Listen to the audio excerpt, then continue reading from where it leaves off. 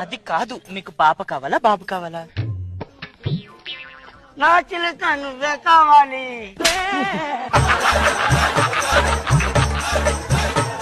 ఒక్క నిమిషం ఆగండి. లైట్స్ ఆఫ్ చేయనివ్వండి. అమ్మో చీకట్లు నన్ను కొట్టేటట్లున్నది. ఆ అమ్మాయి లైట్ ఆఫ్ చేస్తాను నాయన. కాళ్ళు తాగిపించింది, కాలు పట్టింది. అట్లనే చేస్తారు నాన్న. అది వాళ్ళ అమ్మ. నువ్వు పక్కకెళ్ళమ్మా. నీకు అర్థమే భాష. ఇది చెయ్యి, ఇది చెయ్యి.